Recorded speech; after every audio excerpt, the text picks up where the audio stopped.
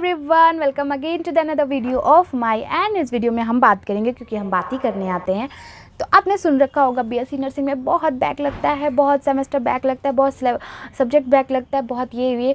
अरे भैया, बैक लगता है तो रीज़न तो बताओ क्यों लगता है। जब मैं थी फर्स्ट सेमेस्टर में, मुझे भी यही कह के डराया जाता था कि पढ़ लो बीएससी नर्सिंग में बहुत बैक लगता है, ये वो। तो रीज़न तो बता दो भैया क्यों लगता है। अगर रीज़न बता के जाओगे तो वो बेटर रहेगा ना, मैं उस चीज़ पे काम करूँगी। तो ये रीज़न मुझे कोई नहीं बताता था, तो वो रीज़न मैं आपके लिए लेके आई हूँ due to my experience of third semester, क्योंकि मैंने 3 सेमेस्टर दे चुका है और मेरे साथ ऐसा कुछ नहीं। आई होप कभी किसी के साथ ना हो, क्योंकि फिर रिजल्ट बेकार हो जाता है, फिर 4 साल आप फूक के आए हो, कहीं ना कहीं आपको प्रॉब्लम क्रिएट करेगा। तो ये सारी चीज़ें होती है। तो ये बैक लगने का जो सिस्टम है वो क्यों है, वो मैं आपको इस वीडियो में बताने वाली हूँ।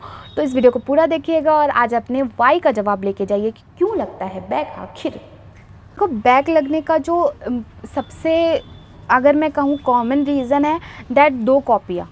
ठीक है, जो बच्चे 2 कॉपी हैंडल नहीं कर पाते, वो टाइम मैनेज नहीं कर पाते। ठीक है, और सेकंड होता है प्रेजेंटेशन, जो वो प्रेजेंट कर रहे हैं वो सही नहीं हो पाता उनका।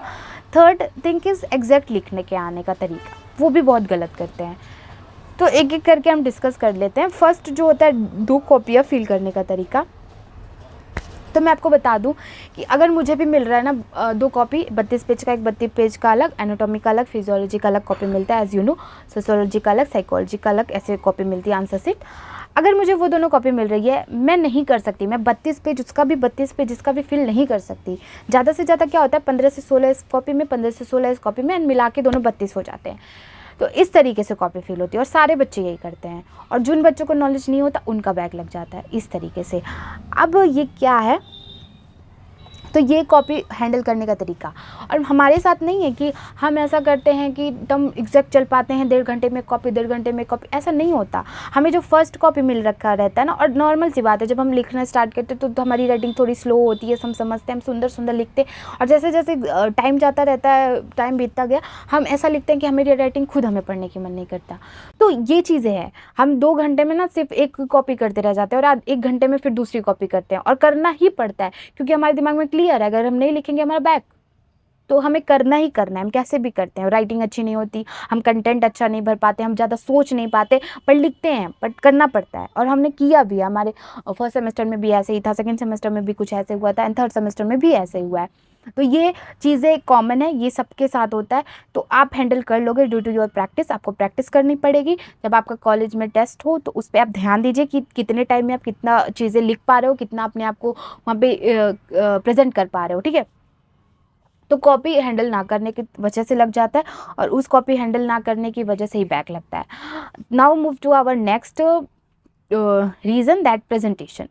तो मैं एक फॉर एग्जांपल के लिए बताऊं, अगर आपके लिए 5 नंबर के क्वेश्चन आ रखे हैं कॉपी पेज एग्ज़ाम में, तो उस 5 नंबर के आंसर में, मतलब 5 नंबर के क्वेश्चन के आंसर में आपको सिर्फ 2 से 2.5 पेज लिखनी है बस। और बच्चे क्या करते हैं ना, अगर उनको आता है 5 नंबर के क्वेश्चन में, तो वो 10 पेज लिख के चले जाते हैं, और वो बाकी का जो है ना 5 नंबर के 3 और 4 क्वेश्चन, 10 नंबर के 3 और 4 वो बच्चे क्या करते हैं ना कि वो जो 5 नंबर का क्वेश्चन है, और वो उस 5 नंबर के क्वेश्चन में वो सोचते हैं कि मैं 10 पेज लिख लूँ अगर मुझे आ रहा है तो। फॉर एग्जाम्पल, अगर 5 नंबर के क्वेश्चन में पूछ लिया कि define prokaryotic cell and label diagram, इतना पूछा, अब भैया इतना पूछ रखा है, इतना ही लिखो। अब क्या करते हैं बच्चे कि उसको भी एक्सप्लेन करने लगते हैं, मिटोकॉन्ड्रिया क्या है, राइसोसोम क्या है। भाई साहब, जब उसने 5 नंबर में पूछ रखा है, 2 से 2.5 पेज इनफ है। आपको आता है, इसका मतलब ये नहीं है कि सिर्फ वही क्वेश्चन है मतलब आंसर में। मैंने देखा है ऐसे बच्चों को कि अगर उन्हें 10 नंबर का क्वेश्चन आ गया और वो आ रहा है उनको, तो उस 10 नंबर के क्वेश्चन में वो 12 पेज लिख जाते हैं, 10 पेज लिख जाते हैं। बाकी के क्वेश्चन क्या, बाकी के जो 5 नंबर के 15 क्वेश्चन, जो 5 नंबर के 5 क्वेश्चन दे रखे हैं उसका क्या, जो 1 नंबर के इतने सारे 12 क्वेश्चन दे रखे हैं 1 नंबर के उसका क्या, जो 2 नंबर के 3-4 क्वेश्चन दे रखे हैं उसका क्या। उस 10 नंबर से तुम पास हो जाओगे? उस 10 नंबर में तुम अगर 10 नंबर भी दे दिया, आप पास हो जाओगे? नहीं पास होगे। आपको पूरा हैंडल करना है। तो सिंपल सी बात है, कंटेंट आपको कितना भी आए, लिखना आपको उतना है जितना नंबर से है। अगर 5 नंबर का पूछ रखा है 2.5 से 3 पेज, अगर 10 नंबर का पूछ रखा है तो उसी को बस ऐड कर दो। 5 नंबर में अगर 3 से आप 2.5 से 3 पेज लिख रहे हो, तो आपके 5 नंबर में 5 से 6 पेज, दैट्स इट।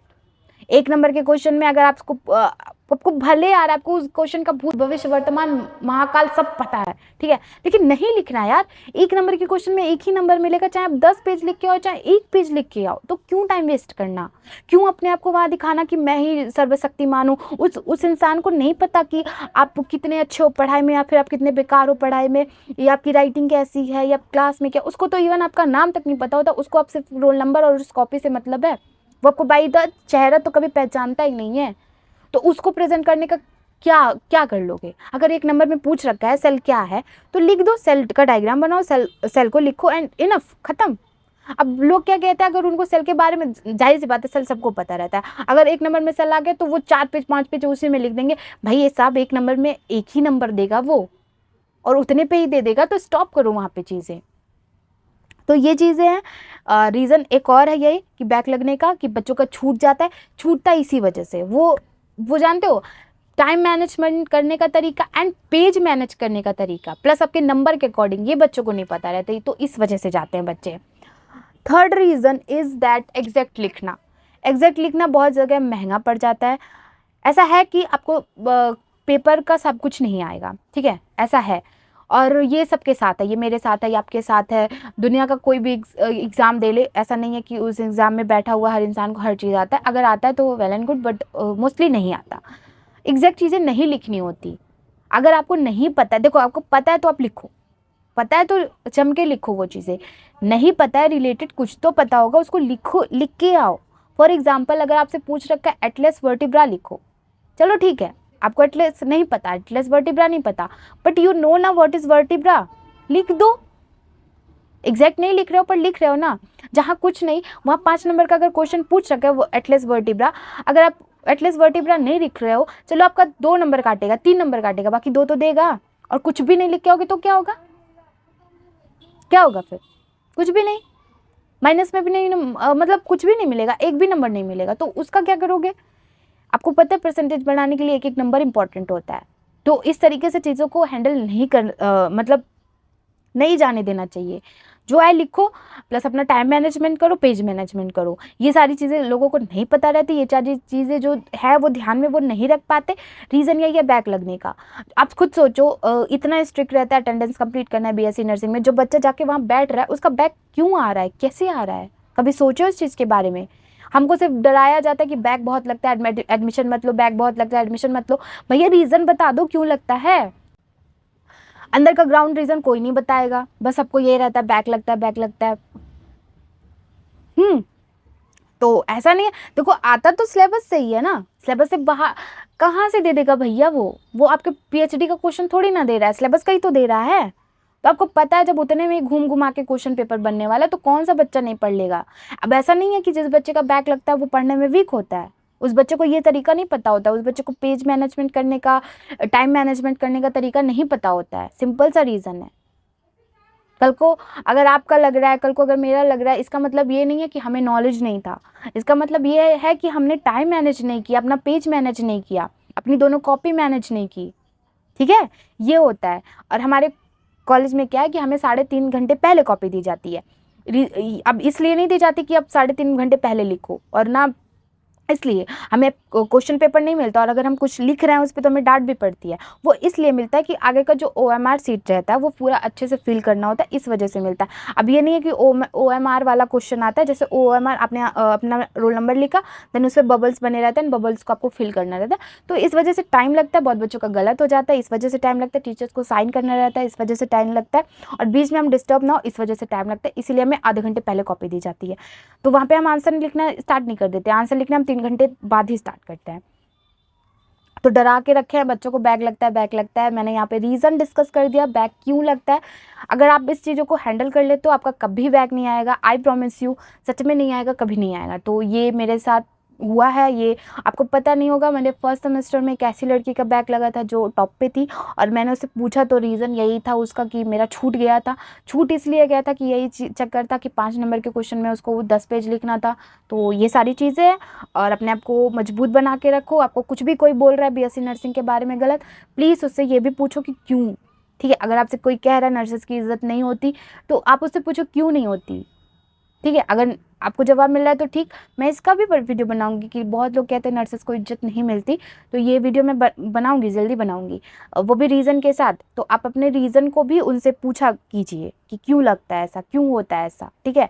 तो ये सारी वजह थी मेरे इस वीडियो को बनाने की, क्योंकि बहुत सारे बच्चों का ये डाउट रहता है कि दीदी बहुत ज़्यादा लोग बोलते हैं कि बैक लगता है, बैक लगता है, वो डराते हैं सिर्फ आपको, और कुछ भी नहीं है, डरो मत, ठीक है, ऐसा कुछ नहीं है। That's all for this video. और मैं इस वीडियो में आपको सिर्फ जानकारी देना चाहती थी कि ऐसा कुछ भी नहीं है। प्लीज़ अपने आप को मोटिवेट करके रखो, और अपना कोई भी क्वेश्चन हो मेरे से प्लीज़ पूछो, I will give you answer through my next video. Thank you so much, join me, let me know your next question and query. Like share subscribe करना मत भूलना। Thank you for joining me, thank you so much, bye bye.